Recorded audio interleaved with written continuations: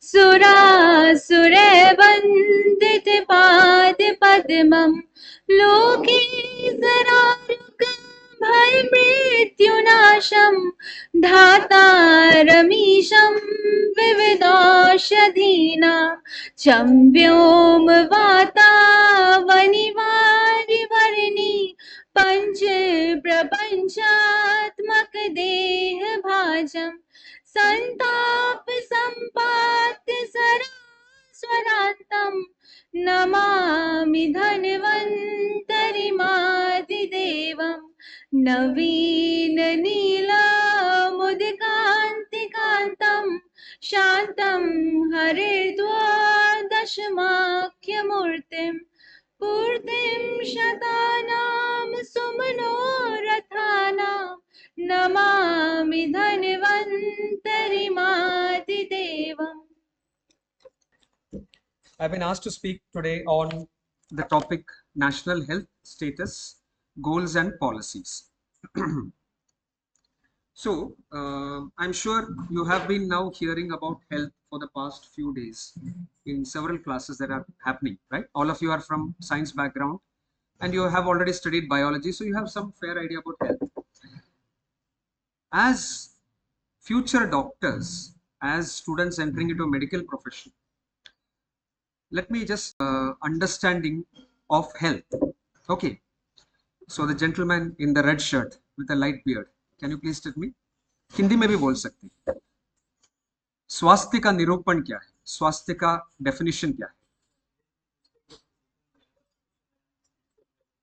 अच्छा, अच्छी तरह से रट लिया आपने. Thank you very much. Good.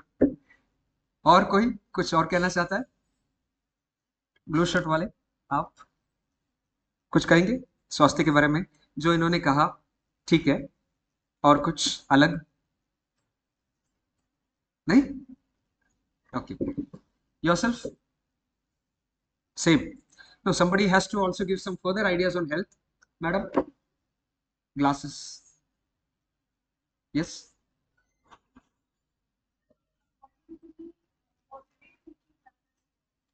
Positive thinking matters a lot. Okay.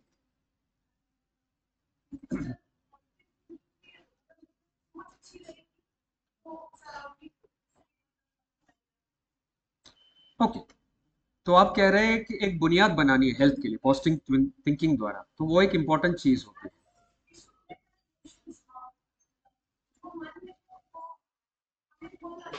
ठीक है, ठीक. तो आप जो बता रहे सर, आपने जो बताया स्पिरिचुअल मेंटल हेल्थ के बारे में, तो ये जो बता रही है मैडम, जो बता रही उससे अलाइन करती है, क्योंकि complete state of physical mental and emotional wellbeing बताया, तो ये जो बता रहे तो वो उस एंगल को रिफ्लेक्ट करती है. Very good. मैडम, आप कुछ कहेंगे स्वास्थ्य के बारे में? हाँ, आप भी कह सकते. यस. अच्छा,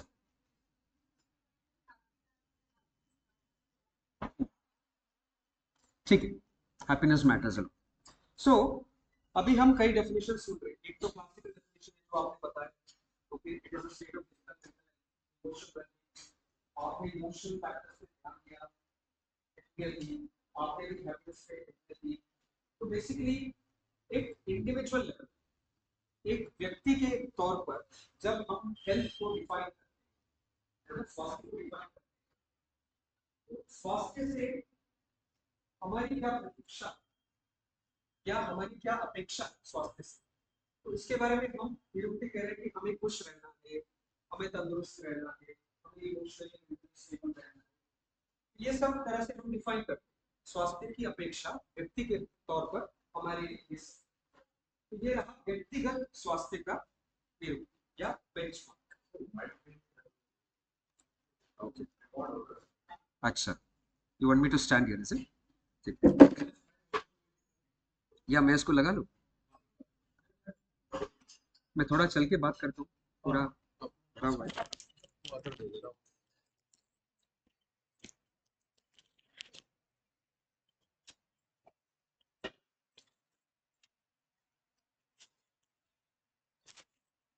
ठीक है.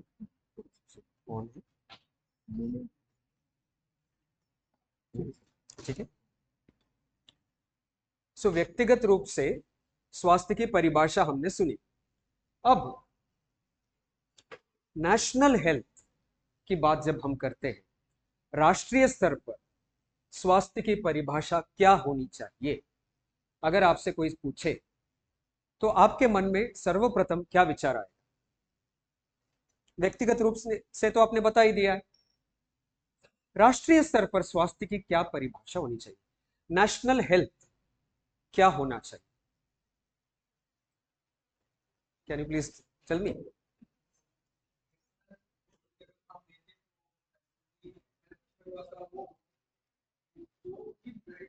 हमारी सोसाइटी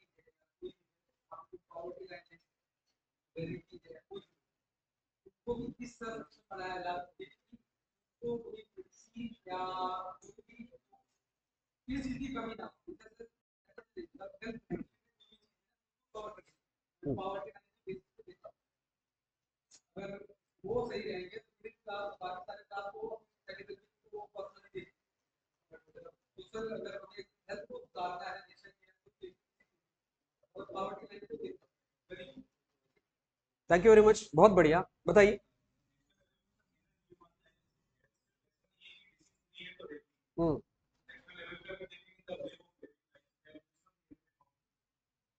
एक्सीलेंट, वेरी गुड। और कोई कुछ कहना चाहता है? जी बताइए बताइए बताइए।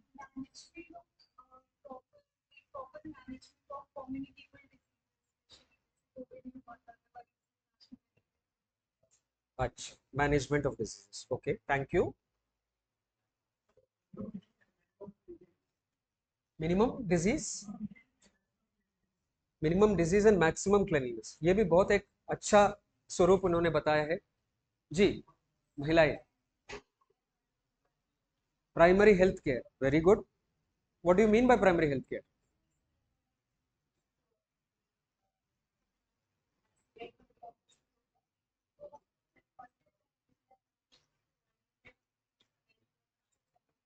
अच्छा, तुरंत तुरंत मेडिकल हेल्प उपलब्ध हो जाए, ठीक, okay, thank you. Anyone else? Yes, जी, हाँ, something very similar to what our friend over there told first, right? Very good. जी बताइए बताइए, अरे वाह कितना बढ़िया ग्रुप है। कोई भी मतलब सारे डॉक्टर जानते हैं कि सारी बातें कोई कैंसर पेशेंट है तो क्या करना है, तो सारे डॉक्टर इसके बाद में किसी डॉक्टर का उसको पता चल सके हाँ जैसे Aadhaar card. Yes, excellent excellent excellent excellent, databases, very good, yes madam.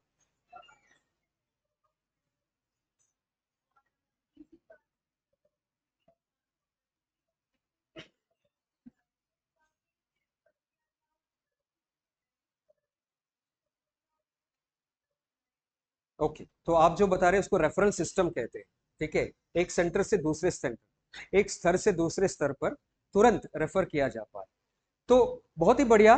एकदम काफी डायमेंशंस मिले। आपने कहा गरीबी के बारे में कहा, आप ये कहना चाहते हैं, हमारे मित्र ये कहना चाहते हैं कि आदमी अमीर हो या गरीब हो उनको सम रूप से स्वास्थ्य सेवाओं का उपलब्धि होना चाहिए, और गरीबों को खास करके उनकी स्वास्थ्य प्रगति के लिए सरकार को काफी चीजें करनी चाहिए। किसी ने इंफॉर्मेशन टेक्नोलॉजी के बारे में बताया कि स्वास्थ्य, यहाँ के नागरिकों के स्वास्थ्य के बारे में जो डेटा है वो सुरक्षित होनी चाहिए सरकार के पास, और वो डेटाबेस के द्वारा सरकार को काफी कदमें उठानी पड़ेंगी। किसी और ने कहा कि हमें क्या कहते हैं इंफ्रास्ट्रक्चर चाहिए। तो ये सब चीजें जो आपने कहा, कई पहलू है राष्ट्रीय स्वास्थ्य के। एक तो हम नागरिकों के बारे में, बहुत बड़ी जनसंख्या के बारे में बात कर रहे हैं ना। हमारी जनसंख्या कितनी है भारत में? मोदी जी हमेशा कहते रहते हैं अपने भाषणों में 140 करोड़, 142, 142, 100, 150, अरे वाह चलिए चलिए, 165 कुछ ज्यादा ही हो गया, उतना नहीं है, बट होगा, हो जाएगा अगले 5-6 साल में तो हो ही जाएगा, बट उतना नहीं, ठीक है। हम 140 150 के बीच में हम पकड़ लेते हैं। तो इतनी बड़ी जनसंख्या के लिए स्वास्थ्य सेवाएं, सुविधाएं एक तो होनी चाहिए अच्छी तरह से, मतलब कोने कोने में रहने वालों को, गरीब से गरीब नागरिक को स्वास्थ्य सेवाओं की उपलब्धि होनी चाहिए। और किस तरह की स्वास्थ्य सेवाएं? खराब सेवाओं की नहीं, अच्छे उत्कृष्ट स्वास्थ्य सेवाओं की उपलब्धि होनी चाहिए, है ना, जो क्वालिटी सर्विसेज मिलना ही चाहिए किसी को भी। दूसरा, हर एक प्रकार का सर्विस मिलना चाहिए, कंप्लीट रेंज ऑफ सर्विसेज, क्योंकि हमारे जनसंख्या में कई प्रकार के नागरिक हैं, बच्चे हैं, बुजुर्ग हैं, महिलाएं हैं, गर्भवती महिलाएं हैं, है ना, और बालिकाएं हैं, युवकें हैं। तो इस प्रकार के कई स्तर है हमारे जनसंख्या की। तो इन सब को उनके हिसाब से जो भी स्वास्थ्य सेवाओं की जरूरत पड़ती है तो वो निशुल्क, एक्चुअली निशुल्क मिलना चाहिए। ये तो एक आइडिया है कि हर देश में, हर देश के नागरिक को निशुल्क सेवाएं मिलनी चाहिए, लेकिन ये मुमकिन नहीं है, किसी भी देश में ये मुमकिन नहीं होता है। इसलिए जहां तक हो सके उत्कृष्ट और निशुल्क सेवाओं की उपलब्धि की जाए, ठीक है ना। तो राष्ट्रीय स्तर पर ये एक नेशनल हेल्थ का एक गोल होता है। दूसरा गोल होता है इन सेवाओं के द्वारा पूरी जनसंख्या की स्वास्थ्य स्थिति में सुधार लाया जाए, उनको बढ़ावा दिया जाए, और आखिर में उनको इस हद तक लाया जाए, इस स्तर पर लाया जाए कि ज्यादा से ज्यादा जनसंख्या रोग मुक्त हो या उनमें रोग लक्षण ना दिखाई दे। तो ये राष्ट्रीय स्तर पर स्वास्थ्य की गोल है, ओके, ये लक्ष्य है, होती है, स्वास्थ्य की लक्ष्य होती है राष्ट्रीय स्तर पर।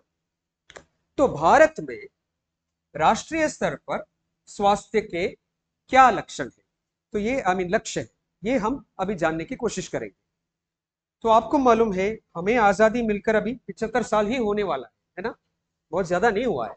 तो हम अभी भी एक यंग इंडिपेंडेंट कंट्री है। अगर आप देखा जाए राज्यों की अगर चरित्र को देखेंगे आप, तो काफी राज्यों की तुलना में हम अभी भी एक यंग इंडिपेंडेंट कंट्री है, क्योंकि 75 वर्ष तक हुई नहीं है हमारी आयु। तो आजादी से पहले क्या स्थिति थी हमारी, हमारे देश में स्वास्थ्य सेवाओं की योजना कैसे हुआ करती थी आजादी के पूर्व। आप जानते हैं मुगलों के जमाना हुआ करता था, उसके बाद ईस्ट इंडिया कंपनी आए, उससे पहले भी काफी लोग आए हैं, पुर्तगाली लोग आए हैं एक जमाने में, भारत के कई राज्यों में उन्होंने अपनी झंडा फैलाया था। तो हर एक एरा में जब ये शासन हुआ करते थे तो उन्होंने अपना एक योगदान किया है स्वास्थ्य सेवाओं के लिए। जैसे मुगलों के जमाने में हकीम सबसे ज्यादा हुआ करते थे, राज्यों में हकीम हुआ करते थे, और उससे पहले वैद्य हुआ करते थे, आयुर्वेद वैद्य तब भी थे और आज भी है। और ईस्ट इंडिया कंपनी के जमाने में फिर जो आज हम देखते हैं, अस्पतालें देखते हैं, modern doctor, modern medicine system देखते हैं, वो शुरू हुए हैं। तो ये सब धीरे धीरे से भारत में एक एक करके आने लगा। और भारत में सबसे पहले 1664 में, 1664 में सबसे पहला सर्वप्रथम अस्पताल भारत में बनाया गया है। किसने बनाया है? ईस्ट इंडिया कंपनी ने बनाया। सबसे पहला अस्पताल भारत में 1664 में बना है। क्या आप गेस कर सकते हैं कि भारत के किस शहर में बना है? गोवा, सूरत, कलकत्ता? नहीं, कलकत्ता नहीं है। किसने कहा? मद्रास। किसने कहा? बढ़िया, वेरी गुड, करेक्ट, मद्रास में बना है। मद्रास में सबसे पहला अस्पताल भारत में बना है। तो हमारा जो सिस्टम था स्वास्थ्य का, हर एक राज्य में थोड़ा अलग हुआ करता था, क्योंकि राज्यों में तब राजाएं होती थी, किंगडम्स होते थे, है ना, किंगडम्स हुआ करते थे।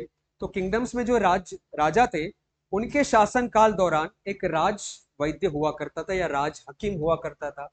तो वो सबसे बड़े माने जाते थे उस राज्य में, और उनके नीचे काफी उनकी छात्र गणना हुआ करती थी, जो उनसे पढ़ते थे और अपना अपना अभ्यास करते थे।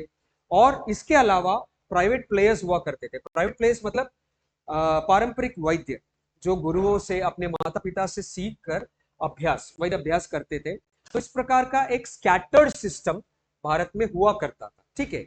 और जब भारत को आजाद करने का फैसला लिया गया, लगभग 1942 के आसपास, क्विट इंडिया मूवमेंट के बाद लगभग ये तय हो चुका था, ईस्ट इंडिया कंपनी ने यह फैसला ले लिया थी, हमें भारत छोड़ना है, कुछ कालों में दौरान हमें भारत छोड़ना है, क्योंकि तब तक दूसरा विश्व महायुद्ध भी हो रहा था और लगभग खत्म हो गया था, जिसकी वजह से ईस्ट इंडिया कंपनी को काफी आर्थिक शोषण हो चुका था। तो ईस्ट इंडिया कंपनी ने फैसला कर लिया था कि हम भारत छोड़ेंगे, क्योंकि हमारे पास अभी इतना आर्थिक स्थिति इतनी सशक्त नहीं है कि हम कई राष्ट्रों को संभालें, तो हमें छोड़ के जाना है। तब काफी स्तरों पर प्लानिंग की जा रही थी कि नए राष्ट्र को, एक नए स्वतंत्र राष्ट्र को कई कई चीजों की जरूरत है। इसी तरह स्वास्थ्य योजनाओं की और स्वास्थ्य परिकल्पना की भी जरूरत है। तो हमें इसके लिए एक बुनियाद बनानी है, स्वास्थ्य परिकल्पना के लिए हमें इस राष्ट्र में एक बुनियाद बनानी है। तो ईस्ट इंडिया कंपनी ने ये बुनियाद बनाने के लिए एक व्यक्ति को नियमित किया। ठीक है, अभी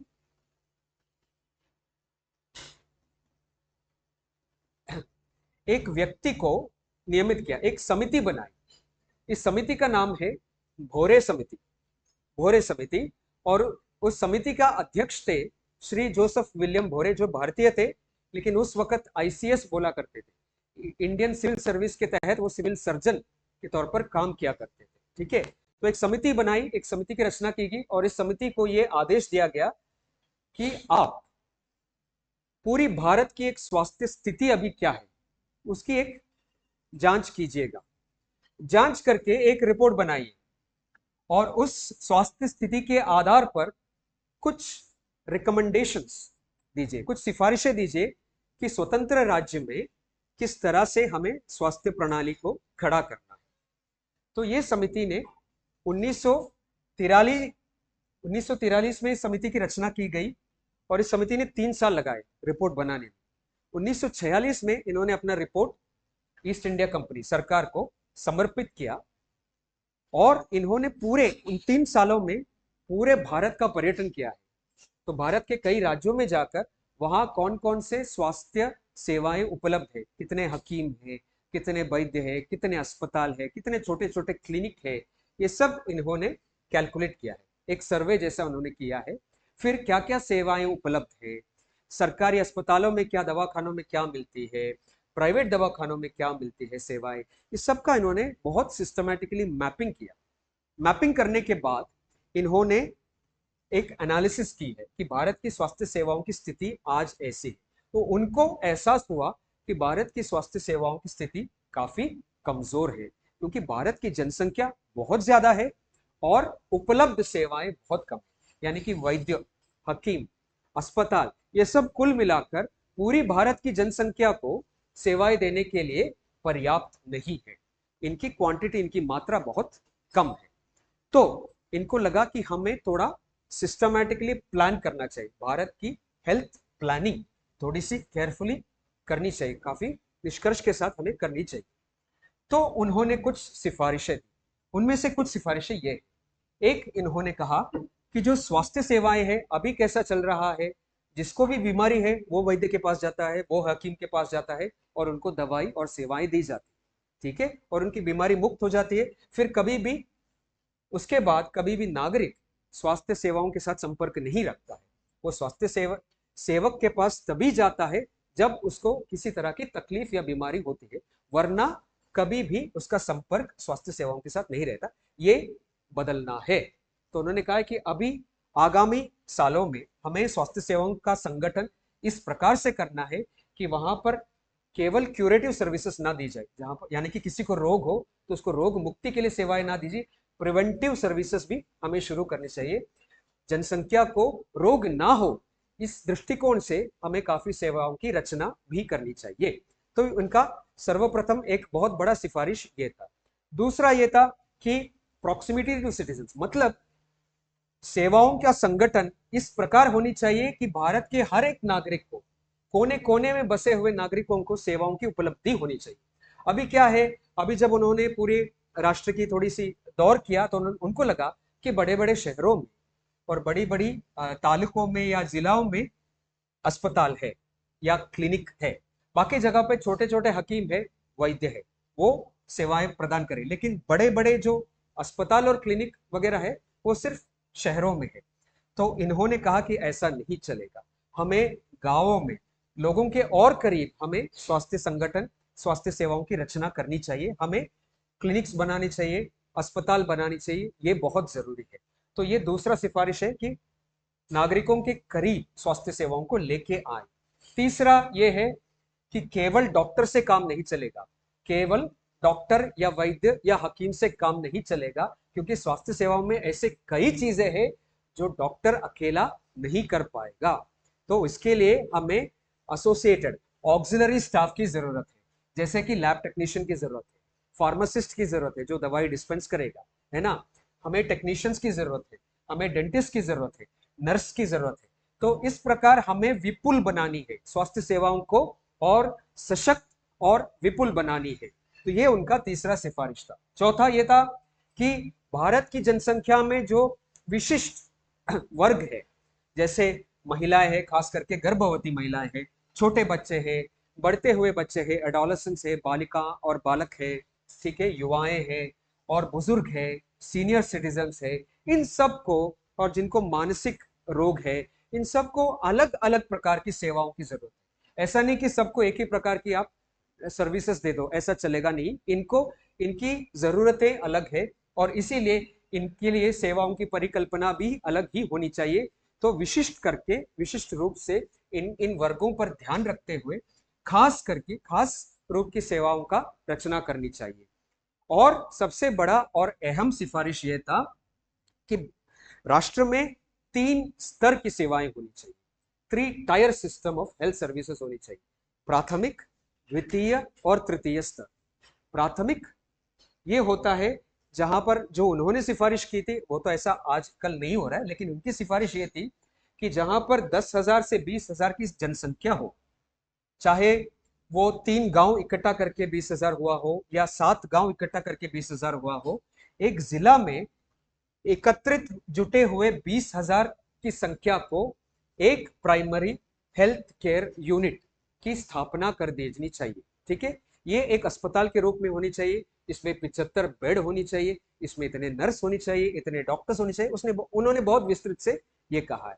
द्वितीय स्तर पर उन्होंने कहा है कि द्वितीय स्तर जो होता है वो तालुक के स्तर पर होता है, और वहां पर इस प्रकार के जो 30 प्राइमरी सेंट्रल यूनिट से, प्राइमरी हेल्थ केयर यूनिट से 30 प्रकार के प्राइमरी हेल्थ केयर यूनिट की सर्वेक्षण करने वाला एक द्वितीय स्तर का एक अस्पताल होना चाहिए, जिसमें 675 बेड होनी चाहिए, हेल्थ केयर होनी चाहिए, और वो लोगों के करीब होनी चाहिए।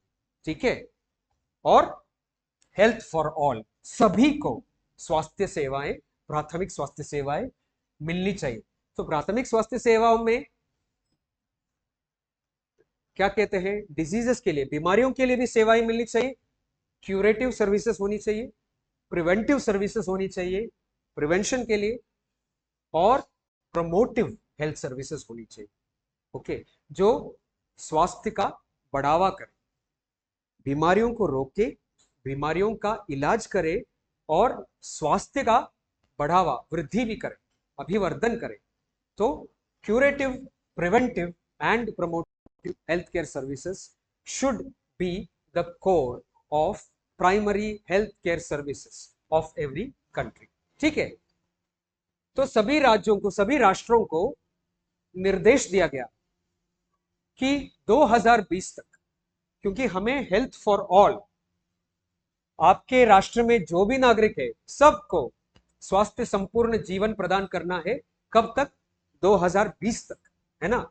ये 1978 में बताया गया, अभी काफी टाइम है 2020 तक, 2020 नहीं, 2000 पहुंचने में काफी टाइम है। तो तब तक आपको शुरुआत करनी है, प्राइमरी हेल्थ केयर को बढ़ावा देना है अपने राज्यों में। तो सभी राष्ट्रों को कहा गया कि आप प्लीज शुरू कीजिए ये काम, ये प्रयास शुरू कीजिए, और हमें अपडेट दीजिए कि आप क्या कर रहे हैं, इस प्रयास में क्या क्या कर रहे हैं, और आप क्या क्या अचीव कर रहे हैं, आपका प्रोग्रेस क्या है, हमें बताइए। उनको निर्देश दिया गया। तो जाहिर है भारत भी उसका एक सदस्य है, भारत ने भी मान ली कि हम करेंगे। आने के बाद फिर भारत भी सोचने लगा कि अब ये प्राइमरी हेल्थ केयर को बढ़ावा देने के लिए हमें तो कुछ गहराई से सोचना पड़ेगा, कुछ प्लान करना पड़ेगा, कुछ हमें नीति अपनानी पड़ेगी, कुछ रणनीति अपनानी पड़ेगी। अभी हमारे पास कोई रणनीति है? देखा, हमारे पास कोई नेशनल हेल्थ प्लान नहीं है, कोई नेशनल हेल्थ पॉलिसी नहीं है। इतने साल हो गए स्वतंत्र होके, हमने कोई हेल्थ पॉलिसी अभी तक नहीं बनाई। लेकिन अब ऐसा नहीं हो सकता, हमें एक पॉलिसी बनानी चाहिए। पॉलिसी क्या होता है? पॉलिसी एक रोड मैप होता है, ठीक है। आप एक रणनीति लिखते हैं कि अगले 10 साल तक हमारे देश में आरोग्य सेवाओं का संगठन इस प्रकार से होगा, उनका योजना इस प्रकार से होगी। तो ये एक डॉक्यूमेंट है, ये एक रोड मैप है, ठीक है। तो भारत सरकार ने अगले 3 साल में लगातार प्रयास के बाद सर्वप्रथम पहली बार, ये तो आप जानते ही है ना, हमारे मित्र ने कहा, तो इस पर मैं अभी जाऊंगा नहीं, रिपीट करने की कोई फायदा नहीं है। तो भारत सरकार ने, हाँ, तो स्वास्थ्य, जब सरकार स्वास्थ्य की एक असेसमेंट करती है कि स्वास्थ्य की स्थिति क्या है देश में, तो वो कुछ इंडिकेटर्स का प्रयोग करते हैं, ठीक है। इंडिकेटर ये होता है कि आप कैसे गिनते हैं चीजों को, हाँ, आपके पास क्या डेटा है। तो डेटा कैप्चर करने के लिए इंडिकेटर एक पॉइंट होता है। तो यहाँ पर कुछ इंडिकेटर्स का मैंने एग्जांपल दिया है, यहाँ पर उदाहरण दिए हैं। Maternal mortality rate, life expectancy rate, infant mortality rate, ये थोड़ा टेक्निकल टर्म्स है, आपको ये बस बताने के लिए कि ये इस तरह से सरकार के पास ऐसे आंकड़े होते हैं, बहुत ज्यादा आंकड़े होते हैं। ये तो सिर्फ केवल 3 इंडिकेटर्स है, ऐसे 60-70 इंडिकेटर्स स्वास्थ्य के क्षेत्र में सरकार के पास होता है, जिसकी बुनियाद पर सरकार तय करती है कि हमारी स्वास्थ्य स्थिति आज कैसी है, ठीक है। तो हमारी स्वास्थ्य स्थिति उस जमाने में कमजोर थी और आल्मा-अटा का डिक्लेरेशन हो गया, राष्ट्रों को निर्देश मिल गया। तो भारत ने सर्वप्रथम पहली बार 1983 में पहला नेशनल हेल्थ पॉलिसी बनाया। The first national health policy was made in 1983 और उस पॉलिसी में कुछ लक्ष्य रखे गए और उन लक्ष्य को हासिल करने के लिए एक टाइमलाइन भी सूचित किया गया। तो यहाँ पर कुछ लक्ष्यों का उदाहरण यहाँ पर लिखा गया है, आप पढ़ सकते हैं। तो यहाँ पर देखिए, फोकस उस वक्त ये था कि जच्चा और बच्चा, ठीक है, इन पर ज्यादा ध्यान था।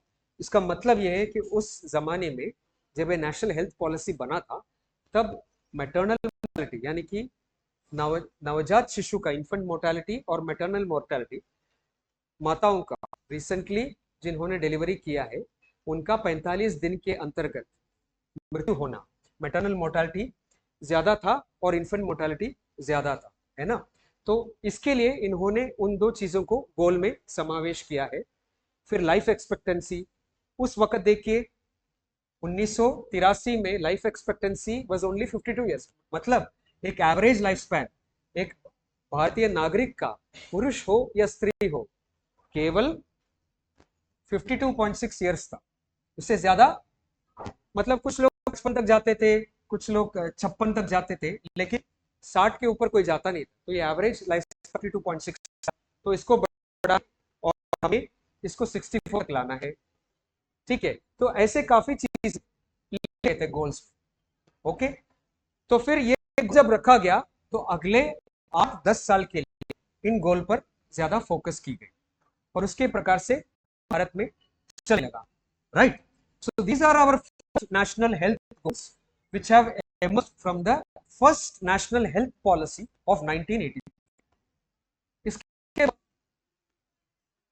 20 साल के बाद, लगभग 20 साल के बाद, एक दोबारा जब एक एनालिसिस हुई हेल्थ की, एक सिचुएशनल एनालिसिस हुई, तो ऐसा लगा कि इन 20 साल के दौरान काफी चीजें हम अचीव कर पाए हैं, लेकिन ऐसे काफी नए चीजें उभर के आए हैं जिनकी हमने परिकल्पना नहीं की थी।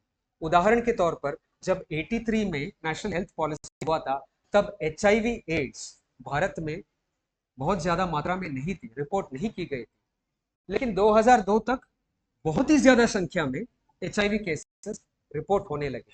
ट्यूबरक्लोसिस और भी ज्यादा बढ़ने लगा, ठीक है, मलेरिया और भी ज्यादा बढ़ने लगा, ओके। सो काफी चीजें उभर के नए सिरे से आने लगी।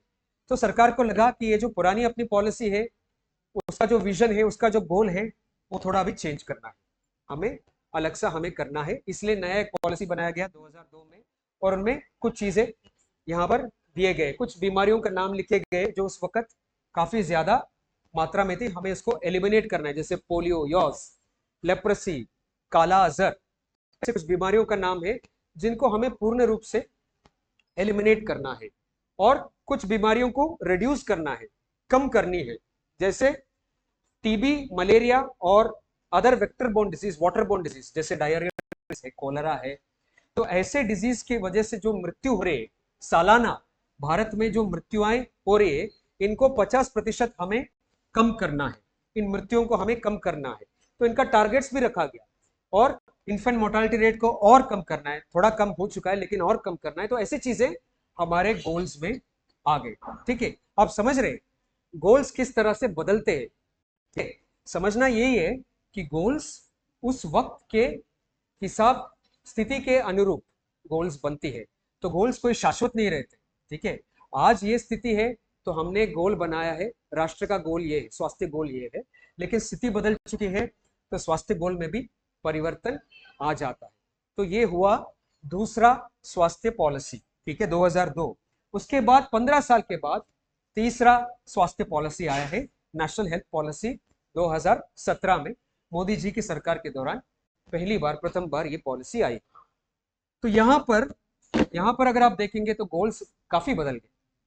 वहां पर हमने बीमारियों पर ज्यादा ध्यान दिया है, माता और शिशु के स्वास्थ्य पर ज्यादा ध्यान दिया पिछले 2 पॉलिसीज में। यहाँ पर बहुत ज्यादा चेंजेस आए हैं। यहाँ पर सबसे पहले बार वेलनेस का उच्चारण किया जा रहा है, वेलनेस। तो हमें स्वास्थ्य सेवा में सिर्फ सिक केयर नहीं, हमें वेलनेस का फोकस लाना है। ठीक है, हमें उसमें पैलिएटिव केयर लाना है। पैलिएटिव केयर तो आप समझते होंगे, कैंसर जैसे बीमारी, जानलेवा बीमारियों में जहां पर बीमारी की चिकित्सा नहीं हो सकती, लेकिन बाकी तकलीफें, जितनी शेष आयु है रोगी को, उनको और किसी प्रकार की तकलीफ ना हो, उनको उनका स्वास्थ्य हल्के से कायम करके रखा जाए, तो उसको पैलिएटिव केयर कहा जाता है। मेंटल हेल्थ को बढ़ावा देना है, जीरियाट्रिक हेल्थ, सीनियर सिटीजन, बुजुर्ग नागरिकों के स्वास्थ्य को बढ़ावा देना है। ठीक है, नॉन कम्युनिकेबल डिजीजेस जैसे डायबिटीज है, हाइपरटेंशन है, ऐसे डिजीज, कार्डियोवास्कुलर डिजीजेस है, इनको कम करना है।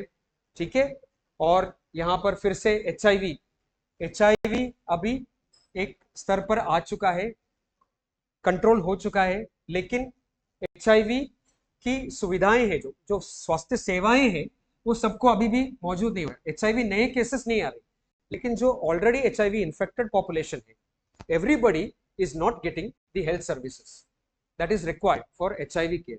तो यहाँ एक फॉर्मूला बनाया गया है कि 2020 तक पूरे विश्व में जितने भी HIV पेशेंट्स हैं, उनके 90% पेशेंट्स को HIV स्वास्थ्य सेवाएं मिलनी चाहिए। ठीक है, और उनमें से 90% लोगों को ART, एंटी रेट्रोवायरल थेरापी, जिसको हम HIV के दवाई बोलते हैं, वो मिलनी चाहिए। तो ये से एक फॉर्मूला बनाया गया है, तो भारत सरकार को उस फॉर्मूला के तहत अपने राष्ट्र में भी ये अचीव करानी है। तो बाकी देखिए, चिल्ड्रन इन्फेंट मोर्टालिटी और premature mortality due to these diseases कम करनी है। तो ये एक छोटा सा संक्षिप्त रूप है। हमारे गोल्स अभी विस्तृत हो चुके हैं, चेंज हो चुके हैं। ये मैं आपको दर्शाना यहाँ पर चाहता था, क्योंकि हमारे गोल्स में फोकस है कि डिजीज बर्डन कम किया जाए, लाइफ एक्सपेक्टेंसी बढ़ाया जाए, क्वालिटी ऑफ लाइफ को बढ़ाया जाए, वेलनेस का कंपोनेंट लाके क्वालिटी ऑफ लाइफ को बढ़ाया जाए। ठीक है, और age groups, different age groups में जो हेल्थ रिक्वायरमेंट्स है वो प्रदान की जाए। Okay, urban and rural health care gaps को उन्मूल कर दिया जाए। रूरल गांव में रहने वालों को जो स्वास्थ्य सेवाएं उपलब्ध होती है और शहरों में रहने वालों को जो स्वास्थ्य सेवाएं उपलब्ध होती है, इनकी क्वालिटी बराबर की होनी चाहिए। सभी प्रकार की स्वास्थ्य सेवाएं दोनों को उपलब्ध होनी चाहिए। तो ये जो गैप है इन दोनों के बीच में, इसको हमें बैलेंस करना है और इसको हमें इस डिवाइड को हमें उन्मूल करना है। तो ये हम कैसे अचीव करेंगे? तो आज की स्थिति में भारत की हेल्थ स्टेटस क्या है? वो ये है कि देखिए, यहाँ पर ये जो टेबल है, यहाँ पर अलग अलग प्रकार के एज ग्रुप्स दिखाई दिए। ठीक है, 1 साल से पहले वाले बच्चे, छोटे बच्चे जो 30 दिन के अंतर्गत है, 1 साल की उम्र के पहले वाले, 1 से 4 साल वाले, ठीक है, 5 से 14 साल वाले, फिर 15 से 29 साल वाले, 30 से 59 साल के व्यक्तियों। तो इन सब को आज की स्थिति में सबसे ज्यादा बीमारियां किस प्रकार की होती है और मृत्यु किस चीज से होती है, ये रैंकिंग के ऑर्डर पर दिया गया है। तो अगर आप ये देखेंगे तो आपको समझ में कि यूजुअली कौन कौन से डिजीजेस है। यहाँ पर देखिए लो बर्थ वेट है बच्चों को, ठीक है, न्यूमोनिया होता है, डायरियल डिजीजेस होते हैं, छोटे छोटे बच्चों को होते हैं, डायरियल डिजीजेस होते हैं। बाकी जो है बड़े ग्रुप्स में अगर आप देखेंगे 30 to 69, अभी एडोलेसेंट ग्रुप में देखते हैं 50 to 29 ईयर्स में सुइसाइड है, कार्डियोवास्कुलर डिजीजेस है, ठीक है, डाइजेस्टिव डिजीजेस है। और अगर आप बड़े ग्रुप में 30 to 69 ईयर्स में देखेंगे तो आपको कैंसर जैसे डिजीजेस, कार्डियोवास्कुलर डिजीज दिखाई देंगे, रेस्पिरेटरी डिजीज दिखाई देंगे, ट्यूबरक्लोसिस, डायबिटीज मेलिटस दिखाई देगा। तो इस प्रकार हर एक एज ग्रुप में टॉप कॉजेस ऑफ डेथ का एक टेबल यहाँ पर दिया गया है। तो कहने का वक्तव्य यह है कि हमारी स्थिति आज बहुत कॉम्प्लेक्स है, बहुत ही ज्यादा कॉम्प्लेक्स है, ठीक है। एक तो हमारे पास ड्यूअल बर्डन ऑफ डिजीज, यानी कि इन्फेक्शियस डिजीज बढ़ रहे हैं, जैसे ट्यूबरक्लोसिस काफी बढ़ रहा है भारत में, और अलग प्रकार के इन्फेक्शियस डिजीज, वायरल डिजीजेस हो रहे हैं, है ना, इन्फ्लुएंजा लाइक इलनेसेस, कई प्रकार की महामारियां आ रहे हैं, तो इन्फेक्शियस डिजीज तो बढ़ ही रहा है। Non communicable diseases, lifestyle diseases जैसे डायबिटीज और हाइपरटेंशन, वो भी बढ़ रहे हैं। तो ड्यूअल बर्डन है हमारे पास, ठीक है। मैटरनल चाइल्ड हेल्थ में भी हमारे पास काफी प्रॉब्लम है, काफी चैलेंज अभी भी है, आज भी शामिल है। लाइफ एक्सपेक्टेंसी के भी चैलेंजेस है। तो हमारे पास काफी कॉम्प्लेक्स सिचुएशन है भारत का आज। तो हमें जो हेल्थ गोल्स, जो हमने बहुत लंबे चौड़े हेल्थ गोल्स घोषित किए हैं कि हमें ये अचीव करना है, तो ये हम कैसे अचीव करें? अगर हमें ये अचीव करना है तो उसके लिए हमें प्राइमरी केयर पे तो फोकस करना ही है, क्योंकि पैसे कहाँ है, जब तक प्राथमिक स्तर पर आरोग्य सेवाएं सशक्त नहीं होंगे तो स्वास्थ्य की स्थिति बढ़ नहीं सकती। तो प्राइमरी केयर के लिए हमें लोकल क्लिनिक्स चाहिए, हेल्थ वर्कर्स चाहिए जो प्रिवेंटिव केयर भी दे और बेसिक ट्रीटमेंट भी दे, ठीक है। और द्वितीय स्तर पर सेकेंडरी केयर पे हमें जिला अस्पताल चाहिए, स्पेशलिटी क्लिनिक्स चाहिए जो कॉम्प्लेक्स केस हैंडल करें। टर्शरी केयर में तृतीय स्तर पर हमें बड़े बड़े अस्पताल चाहिए, वो सरकारी अस्पताल हो सकते हैं, public sector, private sector, private अस्पताल भी हो सकते हैं, बड़े सुपर स्पेशलिटी हॉस्पिटल्स की हमें जरूरत है। ये तो हमें चाहिए। तो ये सर्विसेज के बारे में हुआ। दूसरा हुआ अवेयरनेस, हेल्थ एजुकेशन। ये पर्याप्त नहीं कि आप अस्पताल बनाए, क्लिनिक बनाए, डॉक्टरों को नियुक्त करें, नर्सेस को नियुक्त करें और दवाई दिलाए। ग्रुप बनाना सशक्त है, पॉपुलेशन को, पूरी जनसंख्या को आरोग्य के बारे में, स्वास्थ्य के बारे में जागरूक करना एक परम धर्म है राष्ट्र का। तो इसके हेल्थ एजुकेशन, हेल्थ अवेयरनेस और लिटरेसी। तो आपने कई बार टीवी में एड्स वगैरह देखे होंगे, है ना, एक राष्ट्रीय पोषण माह होता है, आपने सुना है, नेशनल न्यूट्रिशन मंथ होता है, राष्ट्रीय पोषण माह हर महीने जून में ये किया जाता है, इसका आयोजन किया जाता है। तो टीवी में, सोशल मीडिया में इसका एड्स आते हैं, ब्लॉग्स आते हैं, पोस्ट आते हैं। और फिर एक ब्रेस्ट फीडिंग वीक होता है गर्भवती महिलाओं के लिए, वो एक होता है। इस प्रकार ऑल्सो क्या कहते हैं, वैक्सीनेशन कैंपेन के दौरान काफी चीजें एड्स आपने देखे होंगे। इस प्रकार के हेल्थ अवेयरनेस और लिटरेसी कैंपेन आपने अखबारों में देखा होगा, एड्स में देखा होगा, इंस्टा में, ट्विटर में, कई सोशल मीडिया हैंडल्स में आपने देखा होगा। तो ये फोकस ये है कि जनसंख्या स्तर पर एक अवेयरनेस क्रिएट किया जाए, तो ये बहुत इंपॉर्टेंट है। द नेक्स्ट थिंग इज कि रिसर्च बहुत जरूरी है, क्योंकि सरकार को समय समय पर ये डेटा चाहिए कि कौन सी बीमारियां ज्यादा बढ़ रहे हैं, कौन से कम हो रहे हैं, कहां पर हमें सक्सेस मिल रहा है, कहां पर हमें फेलियर हो रहा है। तो ये डेटा रिसर्च से ही प्राप्त होता है। तो रिसर्च का एक अहम भूमिका है। और प्रिवेंशन, सबसे आखिर में आता है प्रिवेंशन। तो बीमारियां रोकने के लिए क्या क्या कर सकते हैं? डेली हेल्थी रूटीन्स को एनकरेज करें, ठीक है। हेल्थी रूटीन्स जैसे दिनचर्या, ऋतुचर्या जैसे हम आयुर्वेद में कहते हैं, ऐसे हेल्थ रूटीन्स को, आपका एक डेली लाइफस्टाइल, आपके डाइटरी रेजिमेंट्स, ऐसे चीजों को थोड़ा नियंत्रित करके प्रमोट करें हेल्थ को। बैलेंस डाइट, स्ट्रेस मैनेजमेंट पर ध्यान दिया जाए, पब्लिक हेल्थ पर फोकस किया जाए। पब्लिक हेल्थ क्या है?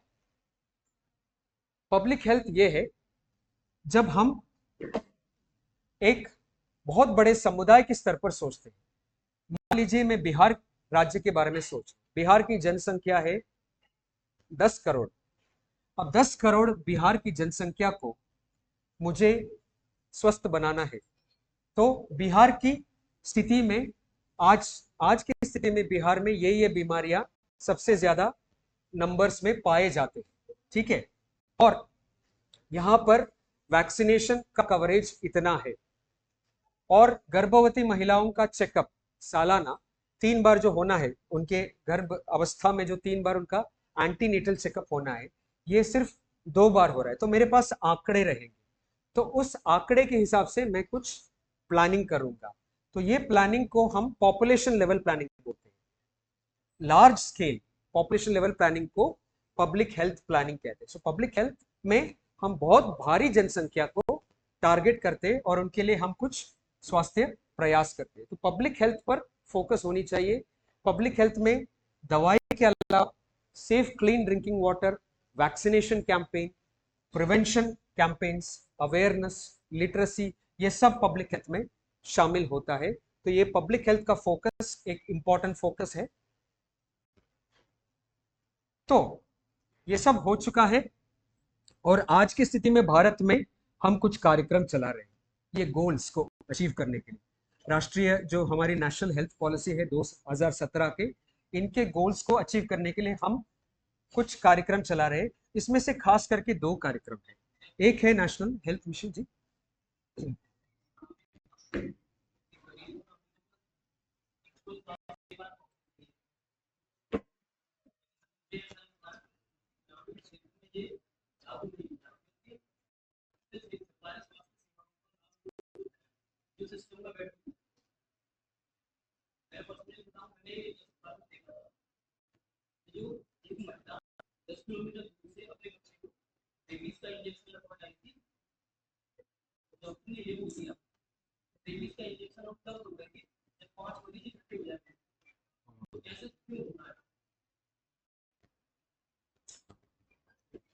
बहुत ही अच्छा सवाल पूछा आपने, और ये मैंने भी अपने आंखों से देखा है जो आपने कहा है। इवन कोविड के दौरान ये था। कोविड में सरकारी दवाखानों में वैक्सीनेशन दी जा रही थी, लेकिन क्या है कि जिसमें दवाई होती है, एक वायल तोड़ने के लिए उनको कम से कम 5 लोगों की जरूरत होती थी। तो वो तब तक वैक्सीनेशन नहीं देते थे जब तक उनको 5 मरीज नहीं मिलता था। तो ये जो इन्होंने हमारे मित्र ने कहा, ये बहुत बड़ी समस्या है। सही बात है कि ग्रामीण स्तर पर लोगों को स्वास्थ्य सेवाएं ठीक से नहीं मिल रही है, ये एक चैलेंज है। तो ये चैलेंज इससे पहले भी था, ये नई बात नहीं है, ये काफी सालों से है ये चैलेंज जो है। इसी चैलेंज को मद्देनजर रखते हुए सरकार ने एक नई प्रोग्राम शुरू की थी। इसका नाम जरा देखिएगा, राष्ट्रीय ग्रामीण स्वास्थ्य mission, national rural health mission. तो ग्रामीण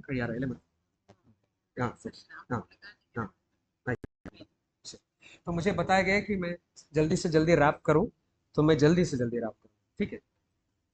तो राष्ट्रीय ग्रामीण स्वास्थ्य मिशन में ग्रामीण स्तर पर किस तरह से सेवाओं को और उपलब्ध की जा सकती है।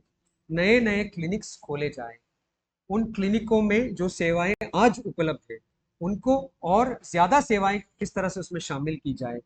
जैसे आपने रेबीज की बात कही, तो कई जगह पे स्नेक वेनम नहीं है कई पीएचसीज में, क्योंकि गांव में खेत में काफी जगह पे सांप काटने का खतरा बहुत ज्यादा है खेती में, तो कई जगह पे स्नेक वेनम नहीं है। तो ऐसी सेवाओं को किस तरह से और बढ़ावा दी जाए, तो ये शुरुआत की गई थी नेशनल राष्ट्रीय ग्रामीण स्वास्थ्य योजना। उसके बाद एक राष्ट्रीय नगरीय स्वास्थ्य मिशन शुरू किया था। इसी प्रकार जिस प्रकार गांवों में सेवाओं को बढ़ाया की जाए, तो शहरों में जो अर्बन स्लम्स है, जहां पर यूजुअली क्लिनिक्स वगैरह नहीं होते, प्राइवेट क्लिनिक ही होते हैं। स्लम्स आप जानते हैं, स्लम तो आप जानते हैं, जैसे धारावी का आपने नाम सुना है, एशिया का सबसे बड़ा स्लम। इसी तरह स्लम्स हर शहर में छोटे छोटे स्लम्स दिखाई देंगे। तो स्लम्स में रहने वालों को किस प्रकार सेवाएं पहुंचाई दी जाए, क्या नए तरीके से हम शुरू कर सकते हैं क्लिनिक्स या इंफ्रास्ट्रक्चर क्या क्रिएट कर सकते हैं। तो ये शुरुआत की गई। तो इन दो ग्रामीण और शहरी नागरिक मिशन को एकत्रित करके हमने एक नेशनल हेल्थ मिशन बनाया।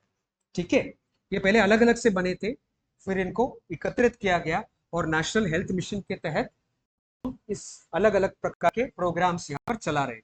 इनका नाम यहाँ लिखे गए, मैं बताऊंगा नहीं। तो इसमें से क्लियर डिवीजन है, जो इन्फेक्शियस डिजीजेस है ना, जो इन्फेक्शियस डिजीजेस है, कम्युनिकेबल डिजीजेस है, उनके लिए ये कार्यक्रम चलाए जा रहे हैं आज भारत में। और जो नॉन कम्युनिकेबल लाइफस्टाइल डिजीजेस है, उनके लिए ये कार्यक्रम चलाए जा रहे हैं।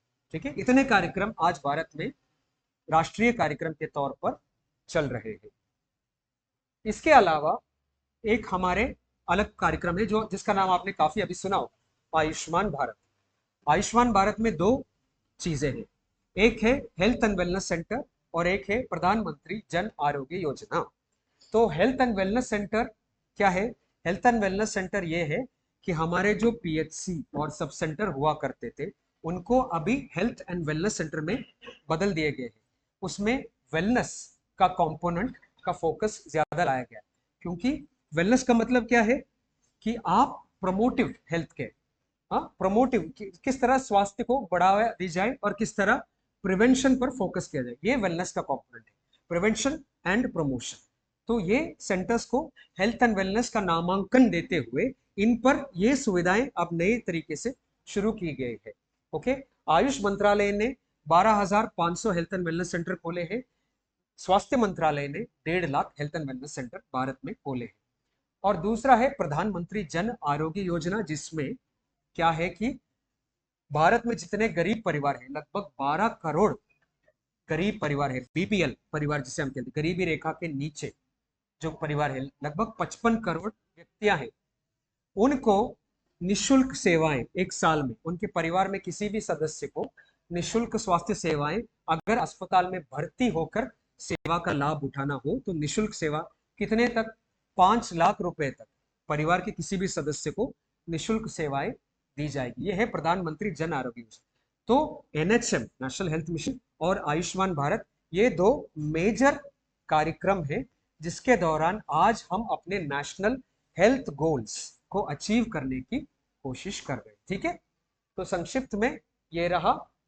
और फिर है कि आयुर्वेद का योगदान क्या है, क्योंकि अभी समय कम है तो उस पर मैं ज्यादा ध्यान नहीं दूंगा, तो मैं अभी इसको यहाँ पर खत्म कर रहा हूँ।